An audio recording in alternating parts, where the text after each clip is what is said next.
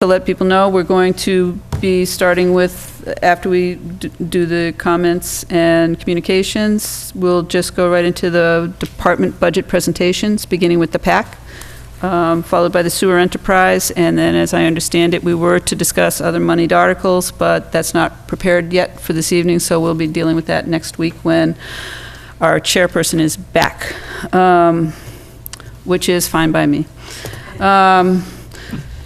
So I guess we'll start with, is there any public comment from anyone attending? Any comments from the board? No. No comments, seeing none. And I have no communications because I didn't check the mailbox, but I'm sure that we'll take care of that again next week. And I should ask, are there any updates from the town manager, or do you want to, no updates, okay, so we're good. We're gonna move right ahead with the Public Access Cable Committee. You want to step up and just introduce yourself, and we're all yours. Thank you. I'm Steve Walker. I'm the Vice Chair of PAC, recently appointed into it, so it's still a learning process. We need to find out how to click the right thing here, and I'll get right into it for you.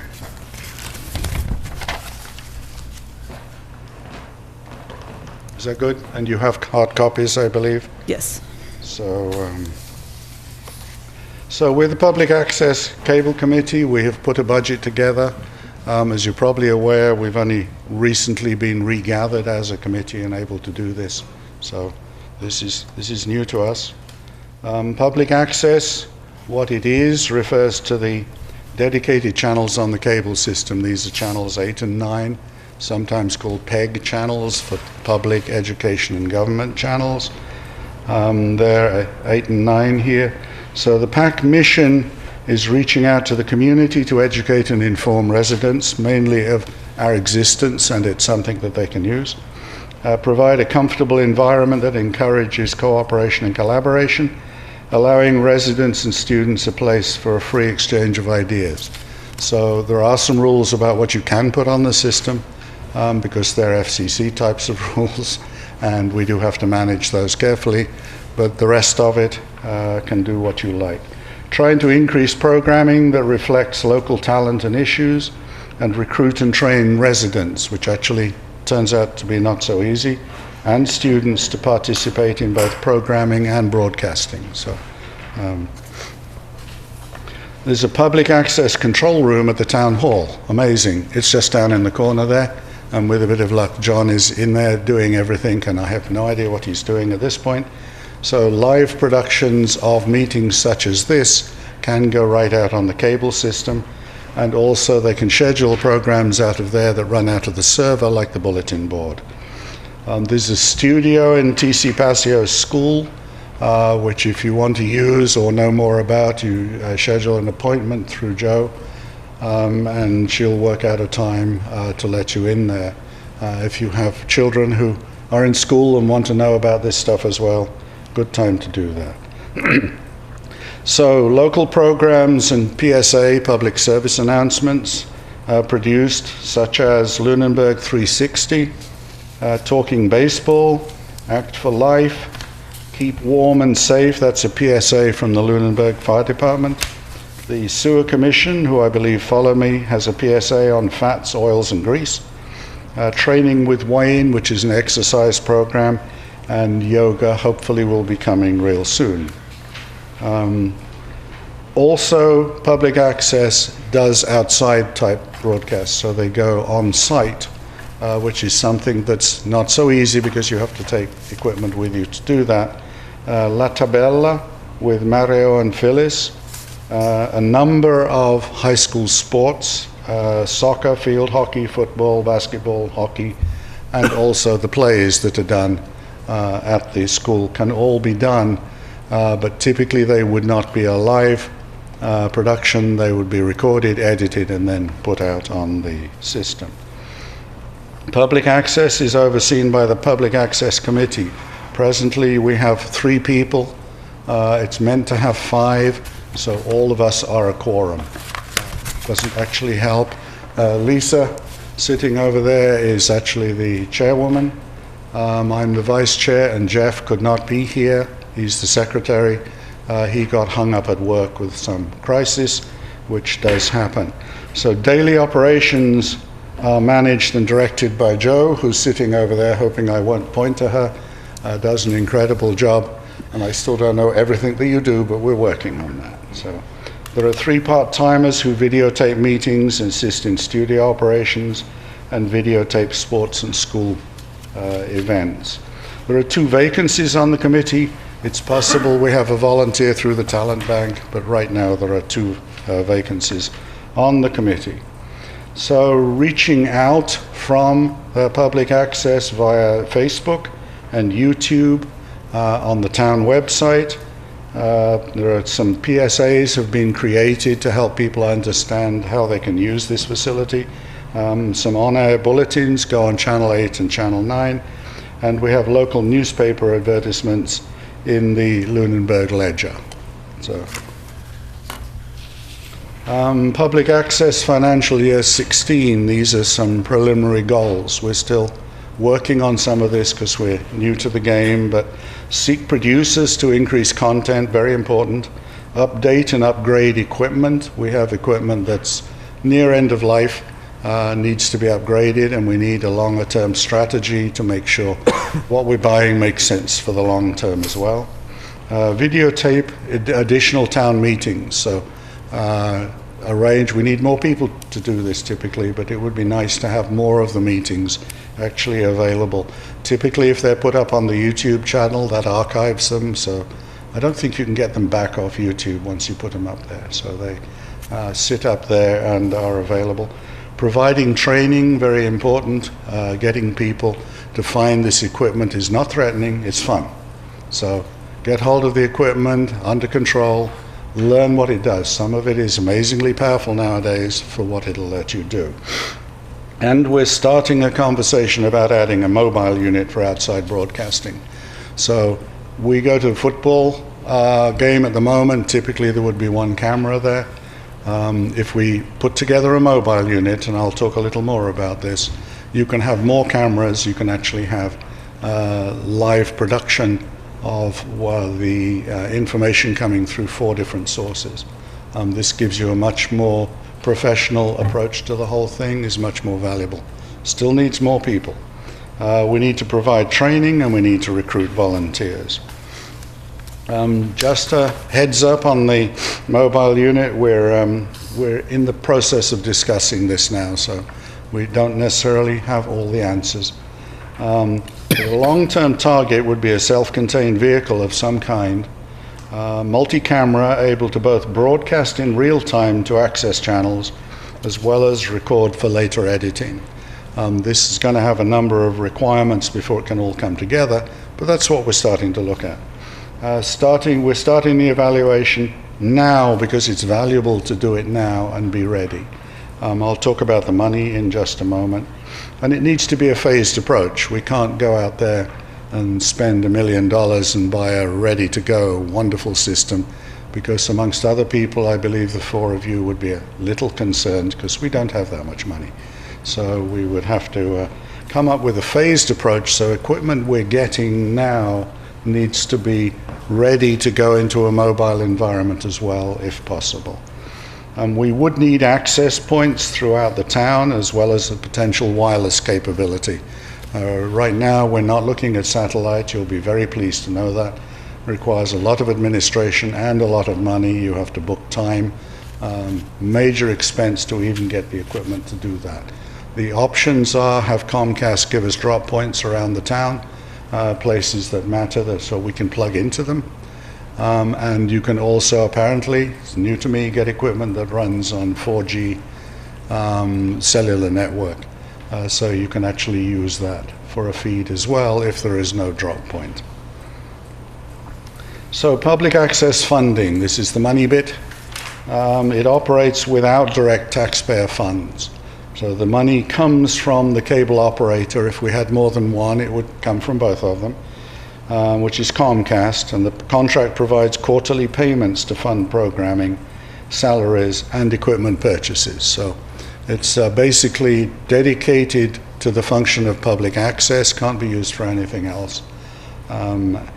And there's the phrase PEG access support. That's out of the present contract. Quarterly payments average about $23,000. So that's money coming in from Comcast that is dedicated for PAC. They're made in August, November, February, and May. So far, unless something's changed, we've only had 2 payments so far this year, correct? February was late, so Yeah.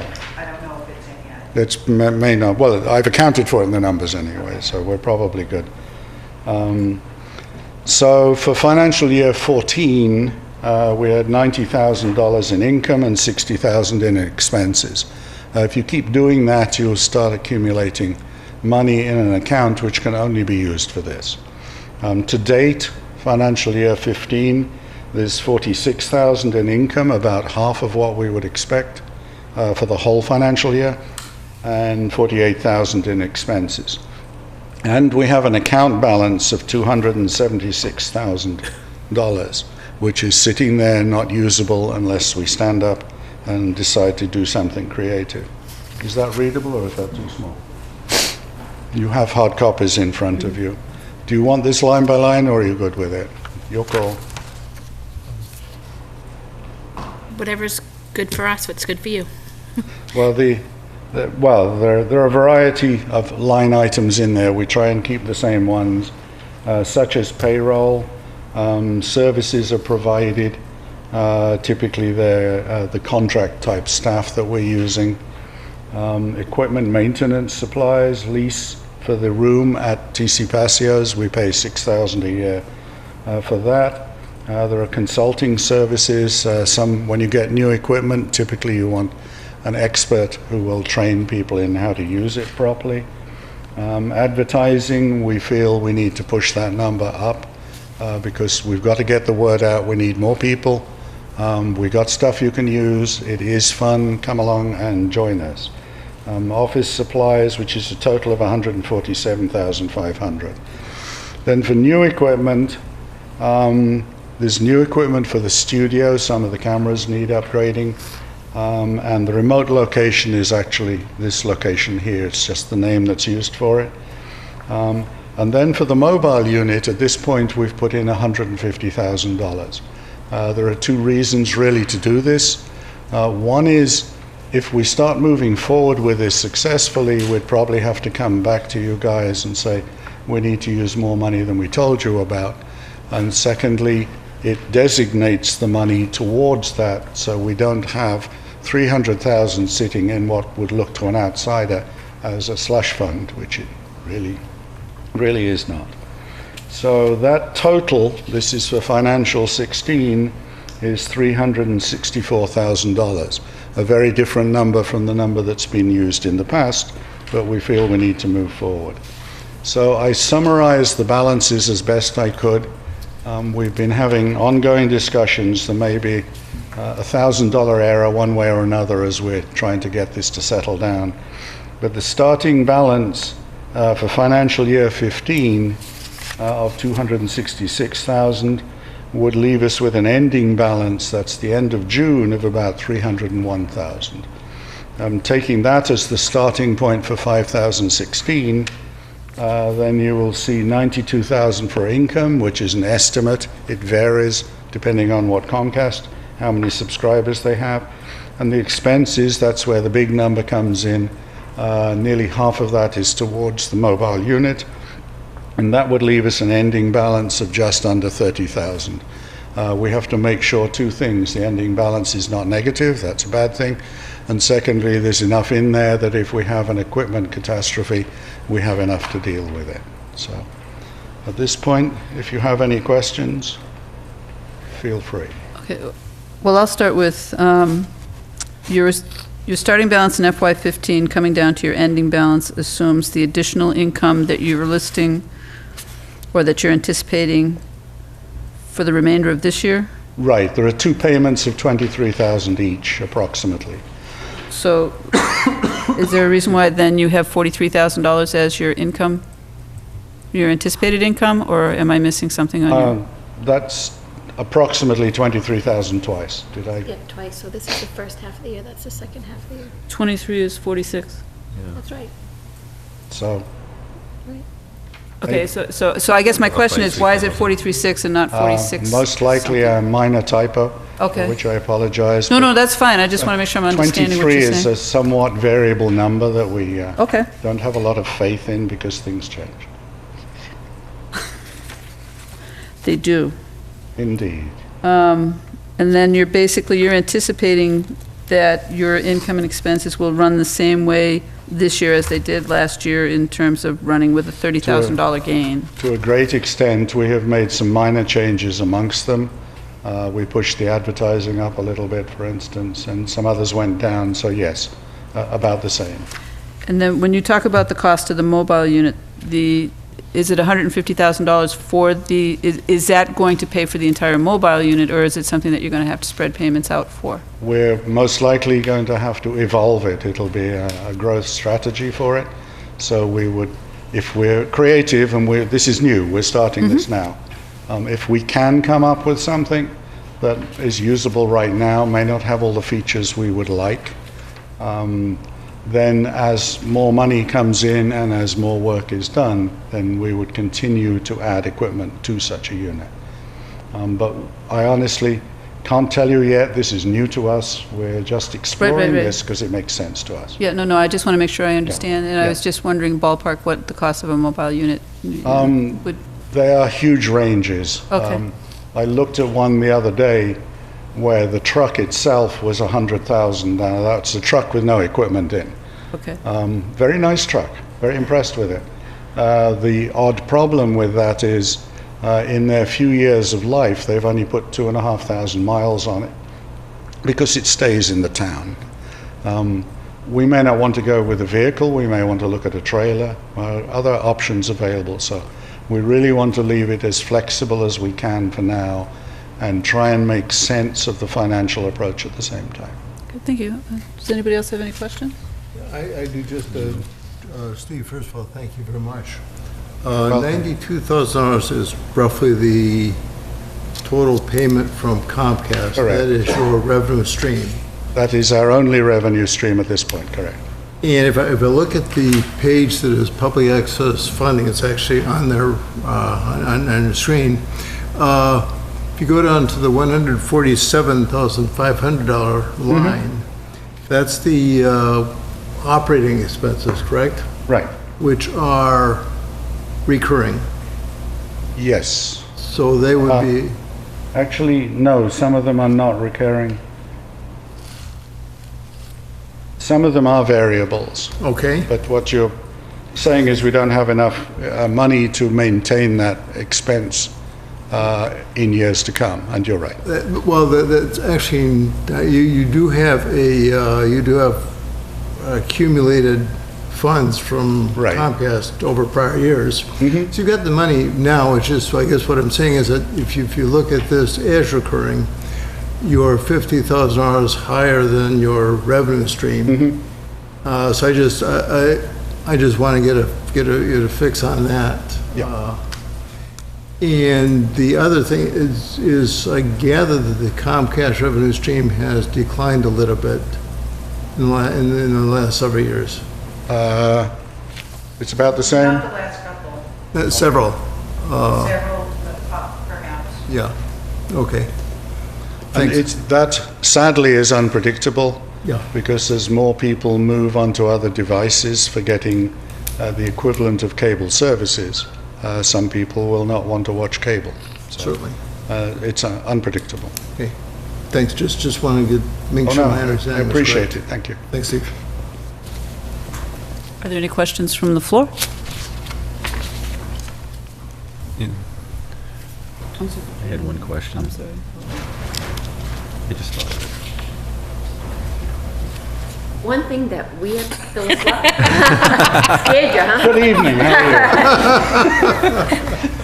are you? Ready? I am ready. One thing that we've talked about is having more board meetings televised. Yes. Does the mobile unit help with that? It depends on our overall strategy, and some of this is loosey-goosey in the sense we're just beginning the work. Given that we don't know what's going to happen to this building and TC Pasio's in the next few years, a properly created mobile unit would have the ability to park outside and plug into the building. So no matter where you did it, you would be able to do that. So if it's the building over the road, you would make sure you have the ability to plug into the outside of the building and access either portable or fixed cameras inside the building. So it could help with that. Absolutely it could. That's part of what we want to do. Great, thank you. You're welcome.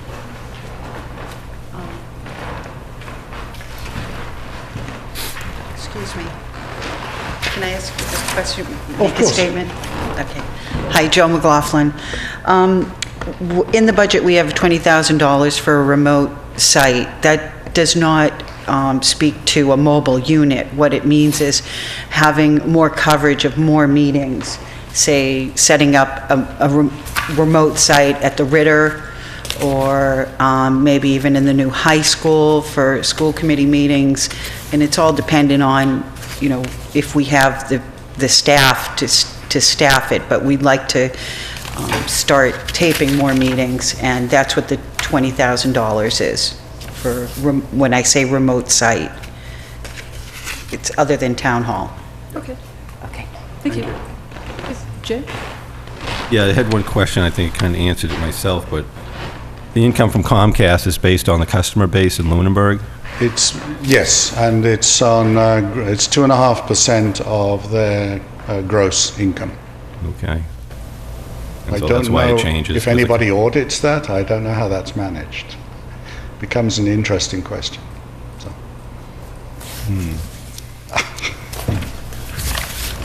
Okay. Are we good? I think I don't have any questions at this point. It was a very nice presentation. It was nice to hear from the PAC. It was a great presentation. Thank you very much. Appreciate you saying that, and we're happy to do it, all of us. Okay, thank you. Thank you. So now I'll move on to the oh no, I'm sorry.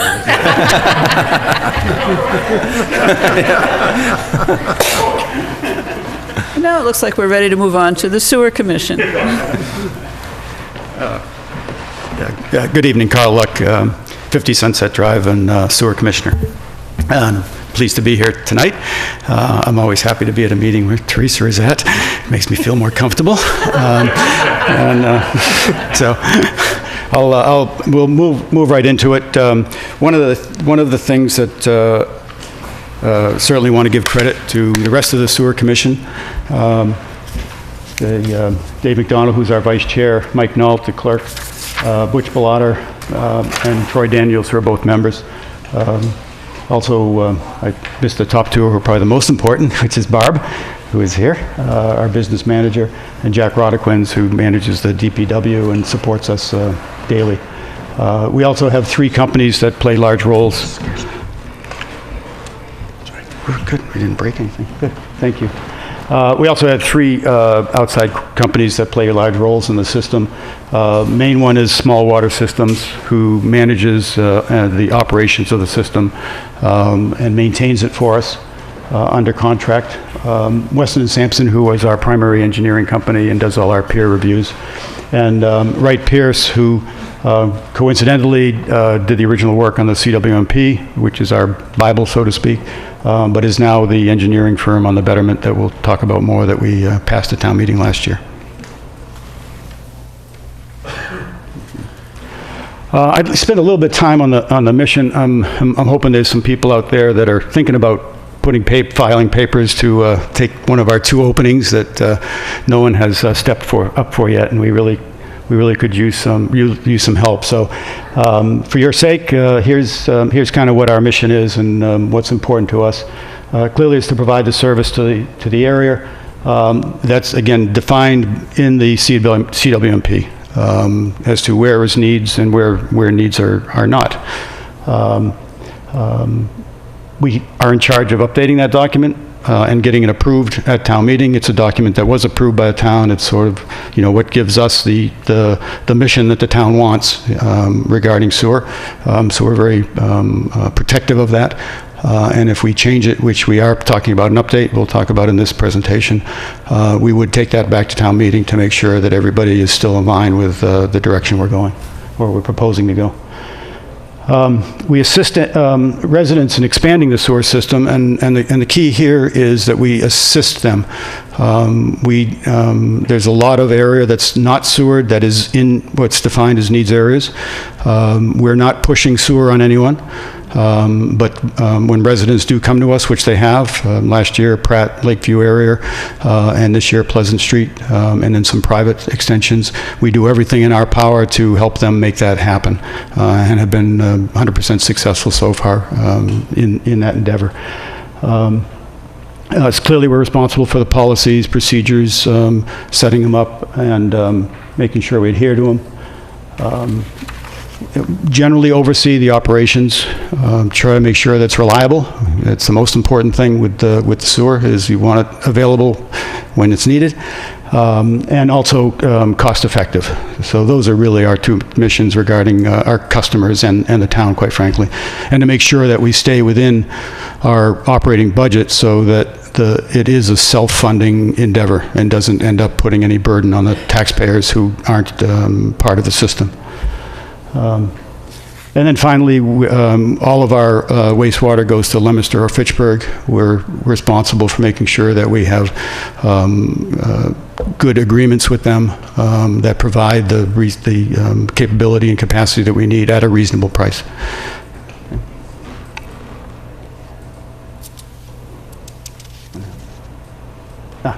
One thing I'd just like to belabor, one of the many policies we have, but it's particularly relevant because there's a lot of discussion, a lot of on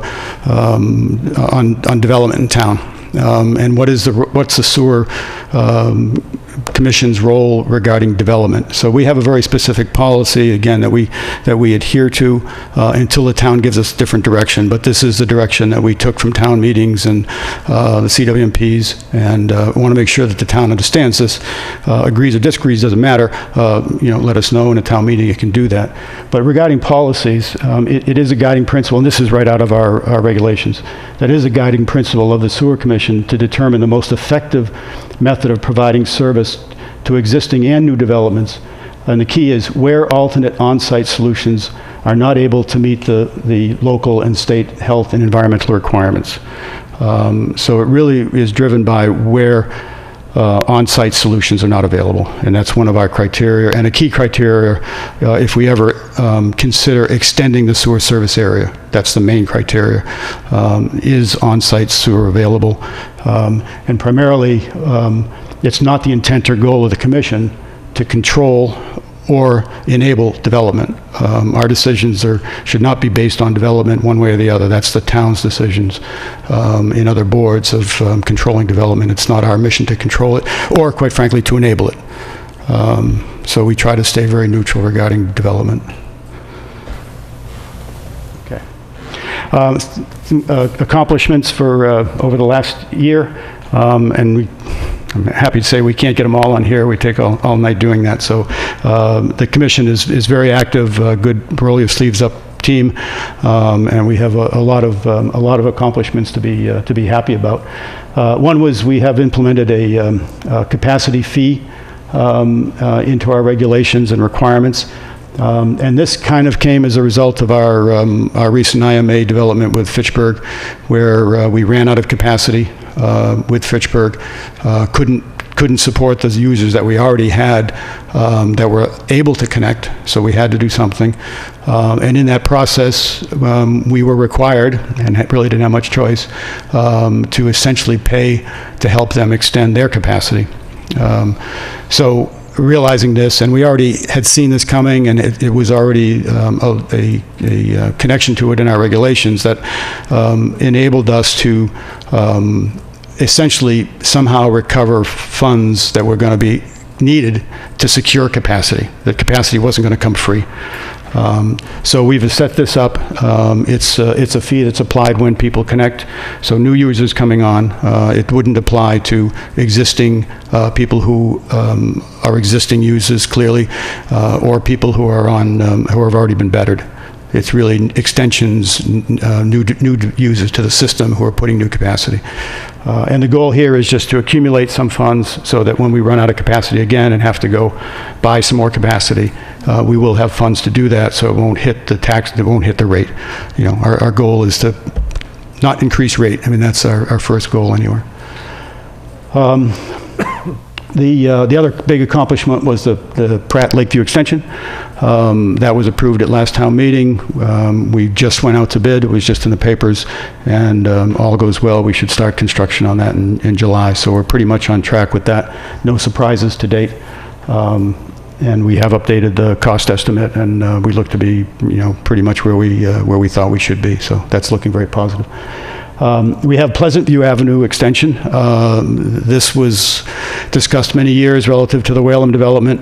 We thought we were going to get that covered with the 40B up there. Unfortunately, they changed the direction. So again, the residents came to us and said, you know, that's fallen through. What can we do? Working with them, we've got the 2/3 already, people who are supporting it on that street, and we will, and it is one of the warrant articles that we'll talk about a little later, that we will have on this year's warrant. I&I is a big issue. This is inflow and infiltration. This is essentially water that's coming into the system that we ship to Leominster or Fitchburg that isn't really storage. It's leaking into the system, or worse, being intentionally and wrongly put into the system via sump pumps. We need to cut this back because we need to have as little extra water coming in as possible, because we charge on water in, but we pay on water out to Fitchburg, and we will soon in Leominster. So if that discrepancy is very big, we have a very serious issue. And we have quite a bit of that in the older parts of our system. So we've been working pretty hard on that. We had the first phase of it completed, and we had a pretty big rain event, I think that everyone is aware of, here in October, where we had several inches of rain in a couple of days. And that was a good opportunity for us to see if that work was successful. We did find some pumps. We had them removed. We found some other issues that we fixed. And just during that event, and essentially, if you look at the reduction, we would have expected in the, before this work, we would have expected about 500,000 gallons during the event, and we only measured 300,000. So we had a very significant reduction with what we've done so far. And we're going to continue that work this year, and you'll see some money in the budget for that. Okay. Another extension, which was fairly small, but they all support people in need, was on Highland. That was completed and turned over to the city. We're continuously working on the grease traps. We've had some success regarding the annual fees, but we have not had the success we need to have on the inspections and reports, which is really the important part, to make sure that the grease isn't coming in. It's not about getting the fees, it's about getting rid of the grease, because they do cost us money at the pump stations. They cause a lot of maintenance. I&I reduction, we've already kicked off the second phase of that, again with a house-to-house survey. Letters will be going out to the affected residents soon, and we will be completing this fiscal year. And hopefully we'll find some more opportunities to further reduce that. We've had our first sump pump upgrade to a remote monitoring and control system. If there's any questions on that, you have the expert sitting at your table there with Jay Simeone. But that's 1 out of 10. We have 10 stations. We did one to see how it worked. It seems to be working well. It gives us the ability, again, not only to monitor the critical characteristics of the station, but also do some control. So you can have now, with that control, there are situations where you would not have to, if there's an alarm, now we have to go out, or our contractor has to go out to see what the alarm is and to take action. Not only can they see remotely now the key parameters, but some cases they can control and determine that they don't have to go out or reset or restart or take some control. So that should help maybe not reduce the operating costs, but contain it. We had a complete upgrade and rewrite of our regulations and policies, so they're a lot more convenient and understandable. We've made significant progress, and this is one of the new subjects for tonight, on the betterment. This is the first year that we've been asked to manage and report on the betterment accounts. We've always focused on the operation accounts since inception, quite frankly. This year, we're including into our mission and our reporting the betterment account from the Phase 1, Phase 2 betterment. So I'll show you those numbers, and it's a bit of a challenge, but I think it's okay. I think it's okay. And last but far but not least, the last 2 years, we've managed balanced budgets. We're very much on track this year to make that happen again. And for 2016, we're actually reporting and planning on a plus, being on the plus side, and being able to return some of the money back into our retained earnings that we had been drawing on for the prior 7 years. So that we're pretty happy about. We reported on this last year. These are our major projects. We talked about a lot of them right now. And the names keep switching around, as each person takes the lead for a different part of the tasks, the names switch around. Right now on the grease trap policy and compliance, Troy Daniels is working on that. Our outflow and metering, and this ties into I&I, and being able to check that discrepancy between inflow and outflow, what we're receiving and sending. The betterment, Dave McDonald is leading. Capacity fee policy is complete, but now we still have to do some cleanup with the financial, and one of our warrants deals with that this year. Inflow and infiltration, and as well as the privately funded sewer extension, Troy is taking the lead on that right now because of the actions fit his expertise very well, and he's brought a lot of good background and ideas to the commission, and he's paying for it. And then finally, Barb and I are working on this. Barb is being patiently with me, working her on trying to find ways to improve the efficiencies of the operations. Okay, so this next year, what are our key activities? Financial management is key focus. I said we're taking over the enterprise fund completely. And we need to set up some stabilization funds because of these accounts, like the capacity is the key one, where we're going to accumulate some money, but it can only be spent on the capacity. Lakeview extension, seeing that through, we hope to that will complete next year. Spring, we should finish the paving, finish the ground construction work in the fall, but finish the paving in spring. Pleasant View, we're trying to get this on a track with Pratt, so it can actually run in parallel with that if we get past the town meeting. We're very hopeful that we can combine those two efforts, and hopefully we can realize some economies of scale, or certainly efficiencies of the administrative part. And then certainly continue the I&I with the house-to-house. We do have funding in the budget this next year, $20,000 to update our CWMP.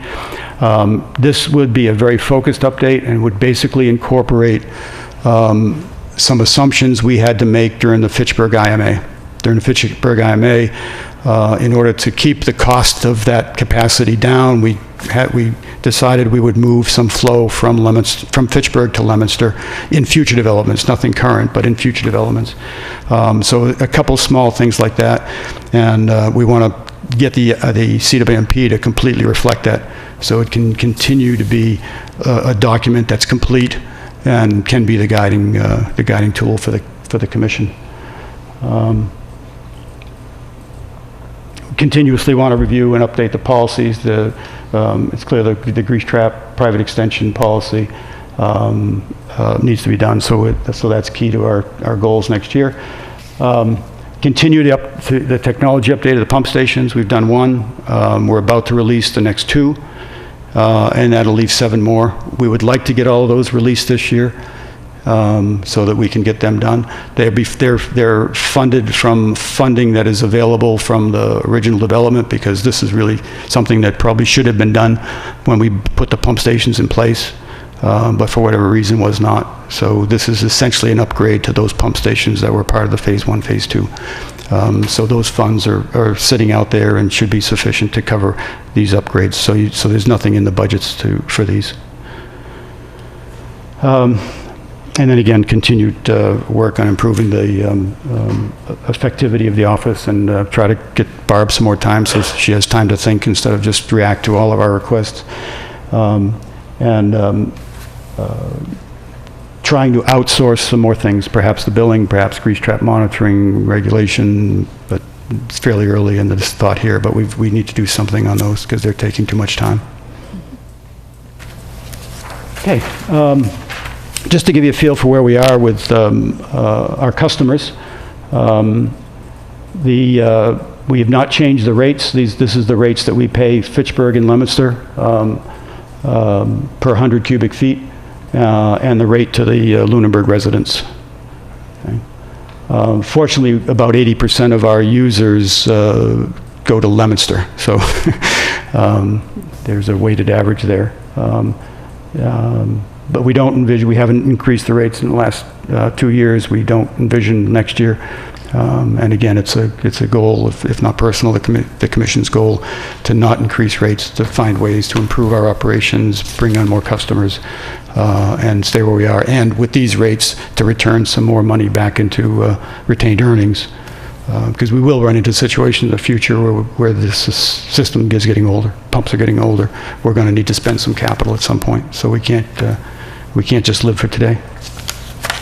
Total number of users that are connected is going up. We're up to 730 this year. We're projecting for budget purposes 754, an increase of 24 next year. That's very conservative. That's only assuming that 30% of the Pratt Lakeview people that are bettered connect.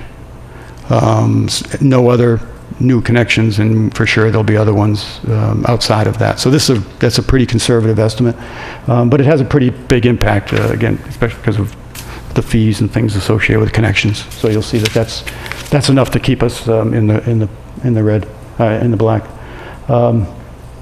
We have right now 390 parcels that are not connected. When Pratt and Lakeview come on, we'll have 447 based on this assumption that could be connected that aren't. And then Pleasant View affects about 12 users. I haven't put them in the numbers yet because it hasn't even been approved at town meeting. So that's sort of the user base and the assumptions that go into the FY16 budget. Okay. As I said, 24 additional users are assumed, only that one extension. No rate increase. Our outsourced contract to small waters, we've increased by 2.5%, which is already agreed. And it also adds in the generator maintenance, which wasn't in the original agreement. It was only the pumps. Now it's the pumps and the generators. So it's essentially all of the major capital now. We're assuming no new rate increase from Fitchburg, and we have no reason to believe that there will be. They had intentionally had a very high rate increase, higher than necessary at that point, because they didn't want to keep hitting people. So we don't envision, their plan is not to increase rates, and so we've put nothing in. We have put a 5% for Leominster. We've done this every year for the last few years. We have yet to see an increase from Leominster, but if it comes, we do have that covered. Primarily because Leominster is such a big part of the billing. If they went up, it'd be hard to absorb it if we didn't have something in here. Assuming no extraordinary legal fees, we see no reason right now why there would be any. We've been running very good on legal fees. They've been very gentle on us. Continued funding of the I&I this year, we've got $25,000 in the budget. Total spending, it will be offset partially by the revenue due to fees because of the I&I connection fee. The assumption is no impact to the enterprise fund due to Lakeview or Pratt, or the proposed Pleasant View. So it's all funded by the betterment and would be put into their betterment fees. Some other items of note. So we're assuming a transfer of the $69,000. So that's what, from an operations point of view, if this were last year, that would be the end of the story. We would see a plus $69,000 that would go back into retained earnings. Okay. John Fitch Highway, again, we had it in last year, we have it in this year, we're not sure it'll happen. When they do the construction for John Fitch, and this is the IMA capital cost, when they do that construction, we'll have to start paying those costs. I think it was somewhere around $150,000 or something that we'll have to start paying on. But they haven't started yet. But every year we put it in, and it works out to be about $18,000 a year that we would have to pay once that starts. So that is in here. It is offset, so it doesn't really have any net impact to the budget. But we put it in every year because at some point it is going to start. Okay. Inflow and infiltration, they said we're going to spend $25,000. We're projecting $15,800 from those 24 connection fees. That's what those 24 connection fees will contribute to the I&I. And we will use that all in the fiscal year, which is why we don't have to set up a stabilization for that, because we're going to just keep, we're chasing that I&I down and for quite a while spending what we take in and then a little bit more, but a little bit less every year. The capacity fee, we're forecasting the $14,000. Again, this is those 24 connections. We'll generate that revenue. That will all be put into retained earnings with the warrant that we're proposing. Not retained earnings, I'm sorry, to a stabilization fund. Okay, because we need to keep that aside.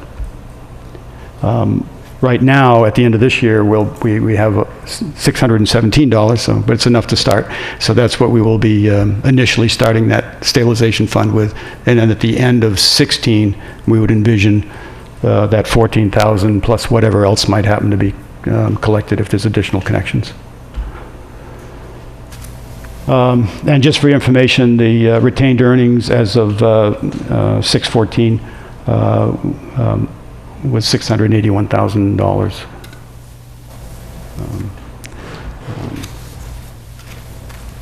Okay.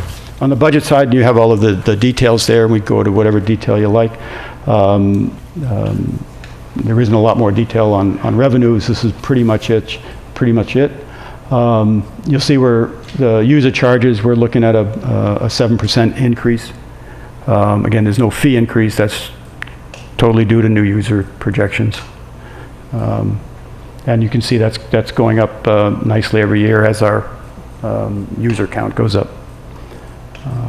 Connection fees are going up significantly. Again, this is the 24 connections, so that goes up quite a bit. The sewer bank fee goes up quite a bit, again, because of those things. And the other one that goes up quite a bit is the capacity fund, which was done last year, so to 14,000. So I'm sorry, Carl, yes. Could you explain the sewer bank fees? The sewer bank fee is the I&I fee. We should just call it one thing. Okay. That's the fee to fund I&I.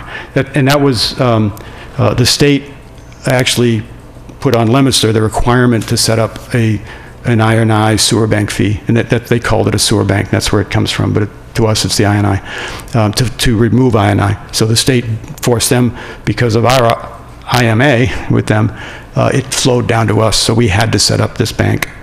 We really didn't have a lot of choice on it, but it's the right thing to do, because you've got to get at the I&I. We're all just sending water out to the ocean for no good reason. So, good question. I'm sorry, we use different terms there. So we get, total we get about a 12, because of those other connection-related things, we get about a 12.8% increase in revenues. But the real user charges are the 7%. So, that's the. Any questions on that? Yes, John. Yeah, Carl, just clarification here. The column titles are what? Oh.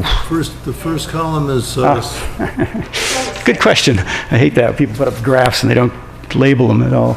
I don't know how that got lost. The first column is 15. FY15. FY15. The second column is the proposed budget, FY16. The third column, that's a really good question, John. The third column is the percent that we are at FY15 budget after 6 months. Okay. So we're halfway through the year. 50% would be the theoretical correct number for that column. Great question. Okay. So that kind of just gives you an idea of how we're tracking the FY15 budget. There's some places where we're under, over. And you can see we've collected a little bit more than we should have in 6 months on the user charges already. So we tend to run a little higher, so that 7% increase is not unreasonable at all for next year. And then the last column is the percent increase, 15 to 16. Thank you, Carl. My cutting and pasting, that's not good. Okay. All right. On the expenses side,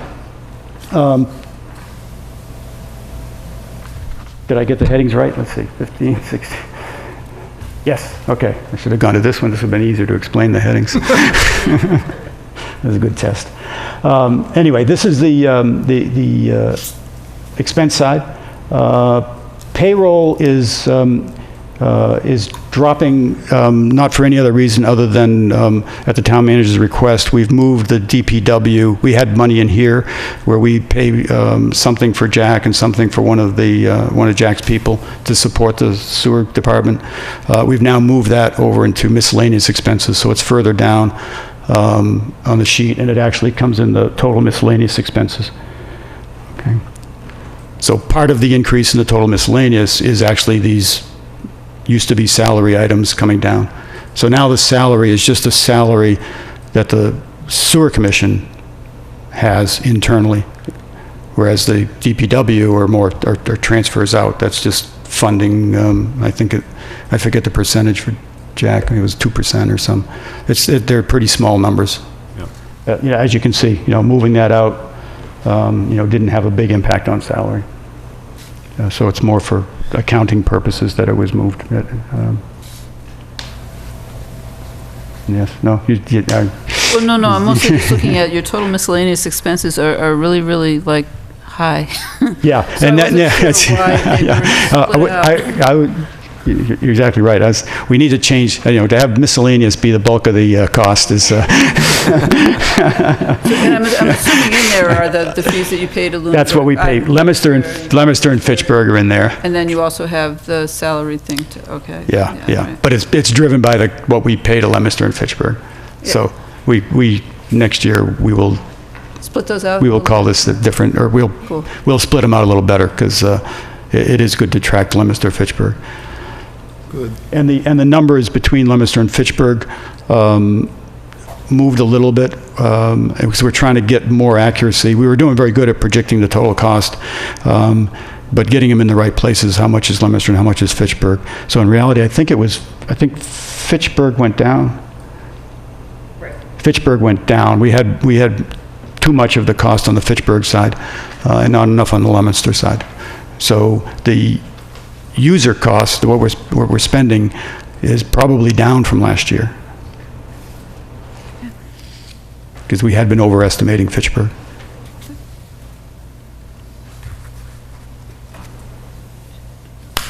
Do you show a current state of your retained earnings? Is that Well, the on only sheet or no? retained earnings is it's been driving me crazy, that term, because it's got different term. It's very clear when the retained earnings were certified in whatever the date was up there. We had certified retained earnings, and they were 681,000, I think, something like that. So that's, when the auditors come in, they sit with Karen, and they go through everything, and they come up with a retained earnings. But that is, it's hard to understand that in the new world. We may well, and Karen is even trying to figure this out, now that we've switched and all of the financials are under the enterprise fund, you may well see the retained earnings jump to something on the order of $1.3 million, because of the way, of what they put in for accruals and the way they did retained earnings last year to get 631. They actually would take and treat the betterment payment for the next year as an accrual. So it would reduce the retained earnings by almost $700,000. Right. It was very confusing. So for right now, the terms, I don't have good definition. I know what No, that's the okay. certified retained earnings is what we reported. Well, I will no- show you the amounts of cash in two accounts. Right. What I call operations and what I call betterment. Okay. the Well, total. the only reason I was asking was because the other thing that it would be helpful to see would be as you're taking the upgrade costs and you're almost setting them aside, you're anticipating they're part of what's going into the retained earnings, that there somehow be a way to reserve or identify what funds are reserved for future use? Do you know what I mean? Within yeah, that. Not accrued, but basically just, you're collecting these funds and you're setting them aside, or you're not using them so that you have them for when you have to start paying Fitchburg. Do you know what I mean? The capacity fee, if that's an example of what we're talking about, the capacity fee, there will be a stabilization fund created. And it's a whole separate fund that we will, at the end of the year, will transfer money into, or at the beginning of the year, we'll request transfer money out of, because we have a use for it. So it'll be completely removed from that. So, and when the I&I income exceeds what we spend, there will be an I&I sewer bank stabilization fund established. We almost did it this year, but it turns out you don't establish it until you have money to put in it. We don't have money to put in it, so we only did that one this year. But those are the only things that are really reserved Okay, for particular uses. thank you. And Carl, the retained earnings are in anticipation of future projected expenses, or? They're just when the auditors come in and they take a look at our how much cash we have, what's got to be accrued, that for bills not paid but that are due, and they take everything and they take all the betterment money, all of the what I call operating money, one big sheet, and they come down and say, okay, this is how much cash there is. This is the retained earnings. But there are no future obligations associated with those retained earnings? Right. No, and that's exactly the point of them. They're clean of obligations. Right. Okay. Right. And to my point, what they report is actually so clean of obligations, it includes the payment of the next year's betterment charges of $700,000. Oh, wow. Okay, so that's what I'm saying. It's 6 something or it's 1.3 million, depending on. Okay. And Wow. I don't know. Thanks. And Carrie's probably dying over there right now, saying, "What is he talking about?" But it's something like that. I know how much cash there is and where it is.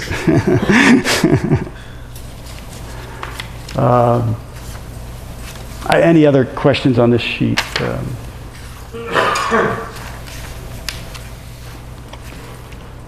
Let's see if Actually, I I have any have one, relevant notes. Yes, John. and that, if I may, the utilities cost is forecast to increase by 34% in fiscal 16.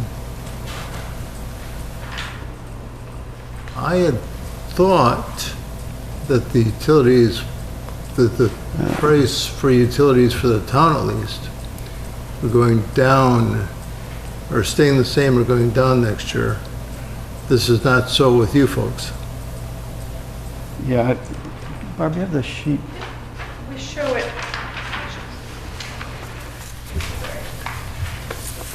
Because I don't, I remember there's a utility story and I didn't write it down. We show it mostly in electricity and also in the phones with the SCADA system. Yeah, okay, But so the that was, electricity is, electricity is a big part of it, but if you look at this SCADA system for the pump stations, that alone adds to our phones. We went from $3,000 to $8,000, which percentage-wise a pretty big increase. So there's a $7,800 increase in the electricity, and there's a $4,800 increase due to these phone lines. So it's not, so you're exactly right, it's not utilities like all electric. It's this additional service we need to access these automated systems. Well, actually, after the discussion of retained earnings, it's hardly worth it. It's almost a rounding error. No, it's a good question, though. Okay, thanks. This here. Okay, so if we just look at the top part of this for 1 minute and focus on that, so we can all feel good. So the grand total of expenses versus revenues, we have an excess to that retained earnings thing, whatever it is, of $69,000. So that is great. We're very happy and proud of that, and we need to look more like that.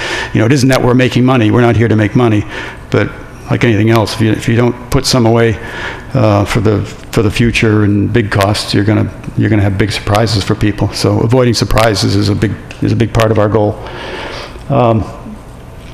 So that's the good story and where we would have ended the story last year. Now looking at the Betterment Fund, and this is exciting, and we're all really trying to learn here. So this is fairly high level and some very conservative estimates.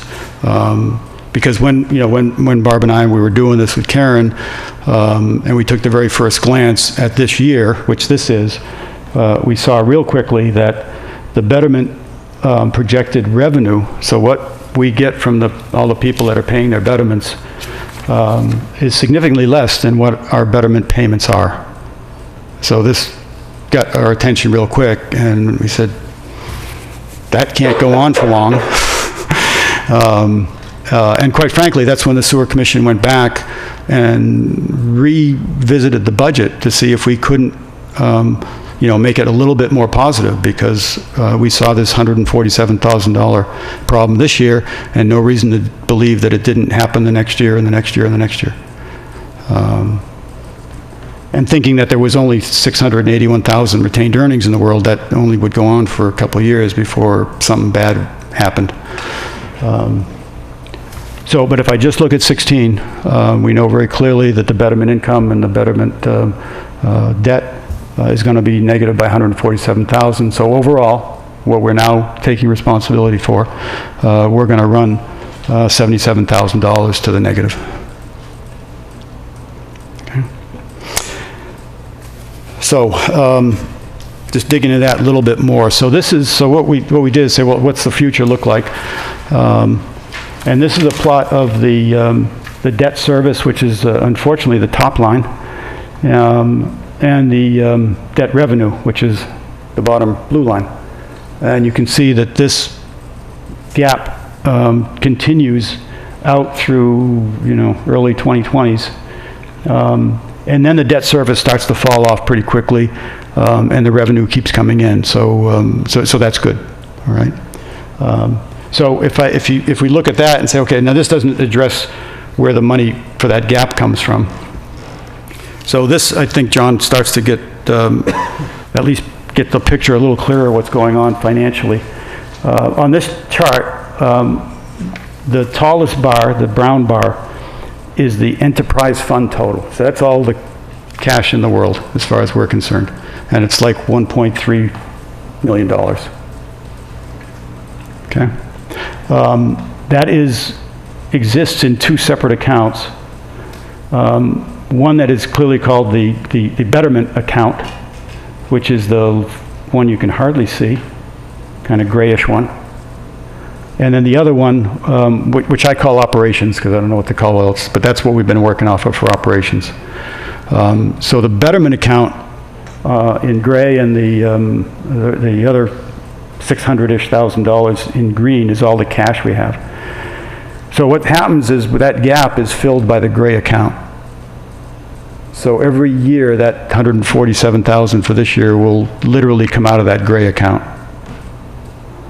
And you can see what happens over time. That gray account goes down pretty quickly because that gap keeps going out.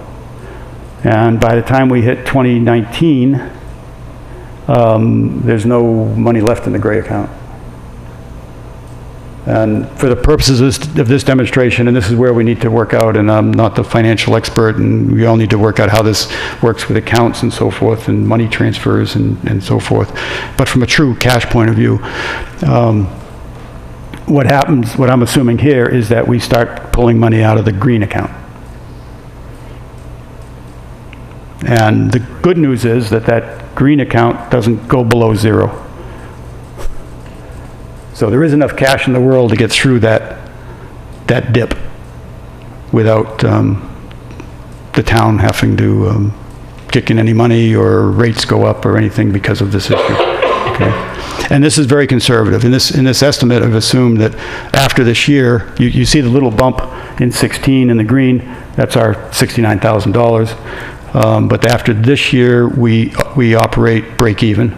So there's no more coming in into the green account. The green account stays flat until it starts contributing here. We have not taken into account new developments. We know there are new developments on the horizon, the Whalum Highfield. There are some pretty significant new developments which will bring in a lot of connection fees and some privilege fees. So there's a lot upside to this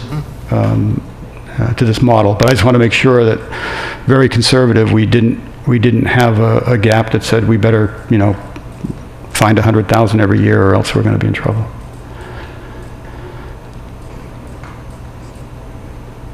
This, in your presentation, the numbers, and they're probably too hard to read here, but this is just the data that generated that, and you see, my highlighting didn't work. Let me see if I can get fancy here for a minute. Bear with me, because my laser already. Right here is that dip, and we get as low as $38,000 in this model, but we don't go negative. We also don't have interest income in here, so there should not be a problem with getting through that. And there'll be other betterments coming in, and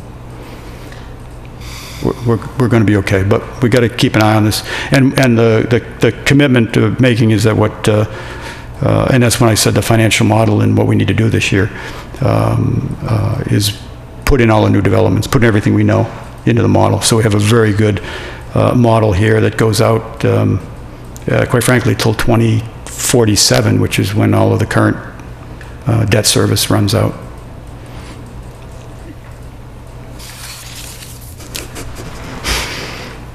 Any questions on any of that? Just a clarification. I don't know enough to really have a question, but you seem to imply in this chart that the funds are sufficient to get through the low years without having to rely on the town to kick in some money, which implies that the town is in fact the source of end resort. That is, if the sewer enterprise fund did have the need of funds, it would come from the town. Is that correct? I think we only have two options. We go to the users, which unfortunately we would do first, and increase the rate, which we wouldn't want to do. But if we can't sustain the fund, then I believe, and Gary, correct me, that the town is responsible for making up any shortfalls. Okay, thanks. And that's why we work on it real hard, not just for our users, but we need to protect the town from that too. All right. Thanks, Carl. Okay.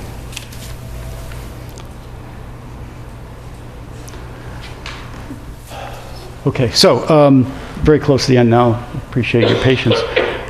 We have 3 warrant articles that we want to put on, propose to the town.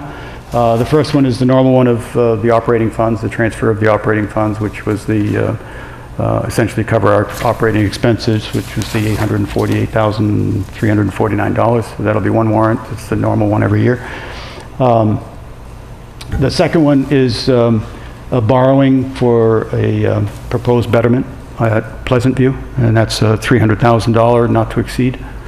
On that, it's one street. It's about 600 feet of gravity, pretty straightforward betterment. And again, we have the 2/3 of that street already signed up, so that's all good. And then the third one is what we talked about before, establishing this reserve capacity fund with our remaining funds from last year, which was $617. But that gets that started, and then the end of 16, we would expect to have 15,000 or more to add to this fund and keep building that in preparation for needing capacity. Okay. And then, as we said, at some point, we will add another stabilization for the I&I.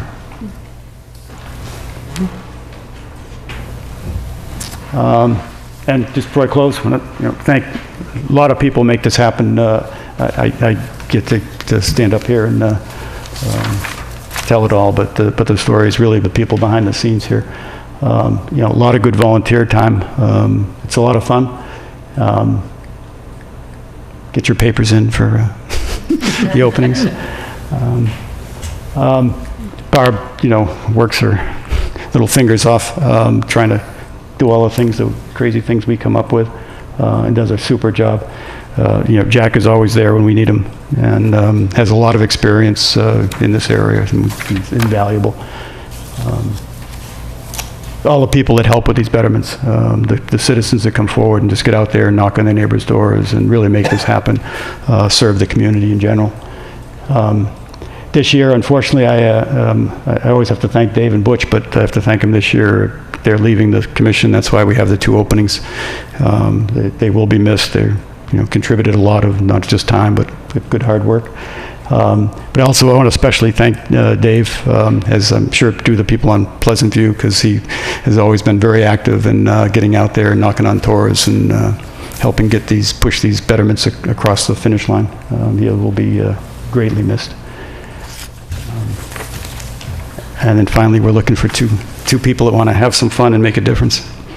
So thank you for your time, and any questions? Are there any questions from the committee? I'm good. Not now, but if you do offer a course in this, I would appreciate it a lot.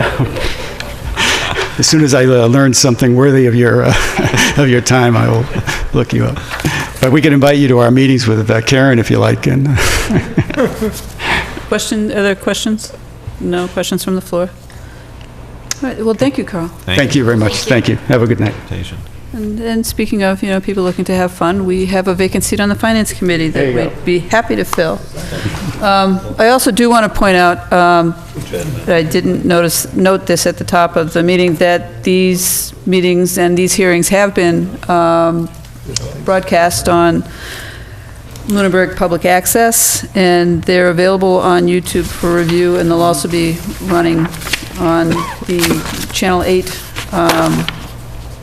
but I don't have the schedule of time, so feel free to look. And Carl? May I? Yes, absolutely. Mr. Chairman, just because you reminded me of one thing I meant to do at the very beginning, and that was to wish my best to Mark, who's home, and if you have any questions, he can call me up.